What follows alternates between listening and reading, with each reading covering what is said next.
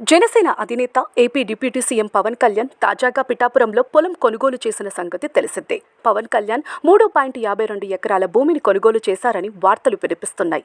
ఇందుకు సంబంధించిన రిజిస్ట్రేషన్ ప్రక్రియ సైతం పూర్తయింది. ఇందులో 2 ఎకరాల స్థలంలో పవన్ కళ్యాణ్ క్యాంప్ ఆఫీస్ను నిర్మించుకోనున్నారని సమాచారం అందుతోంది.